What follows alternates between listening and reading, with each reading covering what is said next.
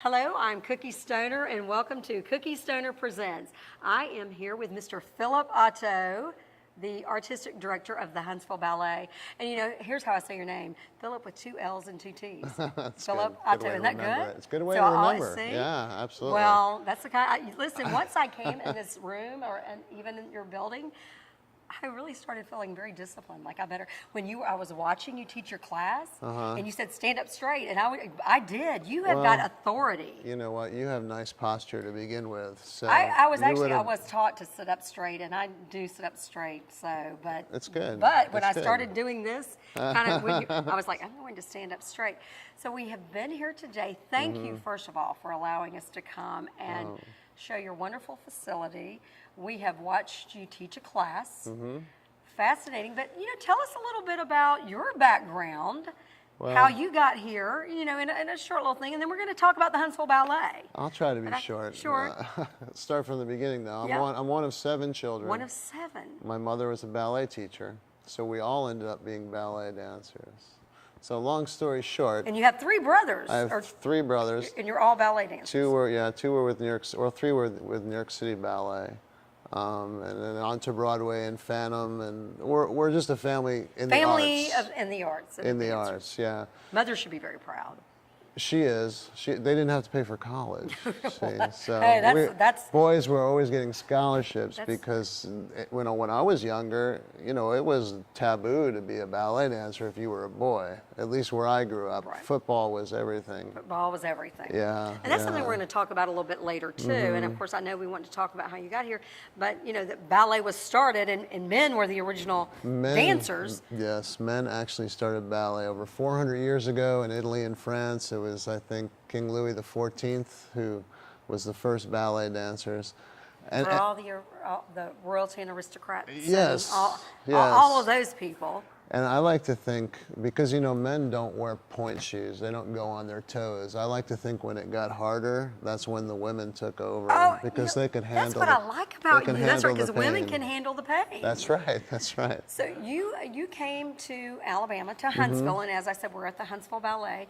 You came here how many years ago? Well, this will be my 10th season, 10th starting my season. 10th season, and I didn't expect to come to Alabama. Actually, I was running my own store up in the Adirondack Mountains of New York. You're kind of semi-retired up there, and semi-retired. Something totally different in the Adirondacks. I had a bad personal experience with my health and decided that I really needed to be back in the ballet studio and passing on this art form that I came to love. And my wife and I, Rachel, who is also a dancer. Also a dancer, also happens to be the school director. Which is, we're going to get to talk to her later. She's the director of the Huntsville Ballet of the school. We just decided that, life is too short, and you really should be doing what you love to do. And we love to pass on what we know about the art form and what we've learned from some of the great masters in the ballet world. And so watching you, and this is what, when I first came to interview with you, we had a pre-meeting because we wanted to make sure we're on the same page and we want to represent you well.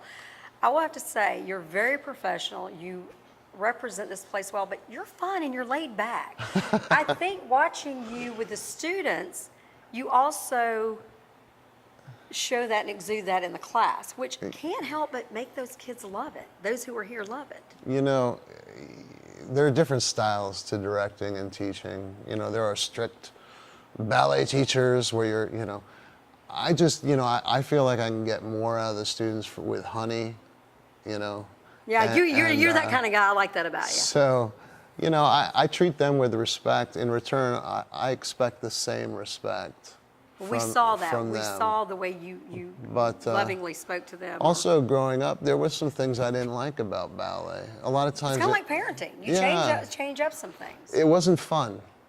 A lot of times, ballet wasn't fun when I was studying, and so I try to add a little more element of fun. Maybe teaching ballet class and adding a little bit of jazz into it, even some tap, and I've even been known to add some hip hop with ballet, just to keep the kids interested and having fun. Well, there was a large crowd, and was that what class was that? Was that the intensive class, or? Yeah, we're having an intensive this week, and the class you were watching was a group of intermediate and I'd say more intermediate and advanced students. You know, there were a couple different levels in there, but we just don't have the resources to have classes for every single level during the summer. During the year we do. Yes. Now I watched the determination, and that's something that we want to talk a little bit about. In a later segment, we're going to talk about your season, but right now just the determination.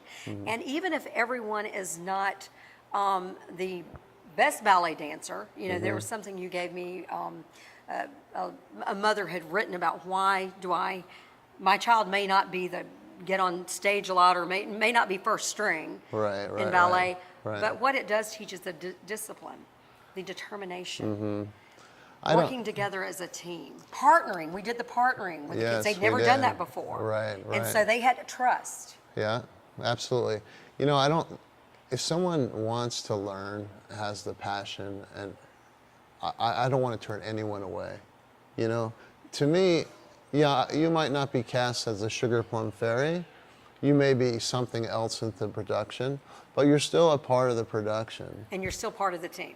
Absolutely. I mean, they always say there are no small actors, right? Which is the truth. It is the truth. You know, we can't all be stars. I mean, I wanted my daughter to be pitcher on softball, but I didn't go up to the coach and say, I want my daughter, you know what I mean? I have to leave it to the judgment of the professionals. Well, and I watched your daughter as well.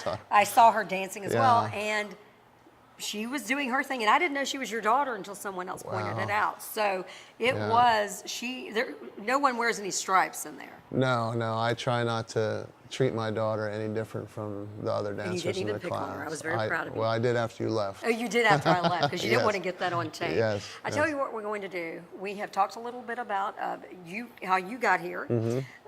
You were asked by one of you had made a friendship with one of the, some of the board members, who is also my friend, and you were asked to come to Alabama, and we're glad you did, because your vision in the last 10 years, what you have done, I can tell, you know, you can walk into a place and tell and feel the energy. You know when there's good energy.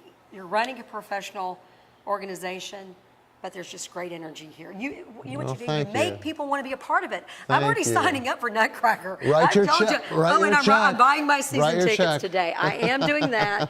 And that's something we will encourage. Sherry's going to talk about a little bit about community support later. We want the community support. Buy season tickets. Come to a performance. You know, there are all levels of giving.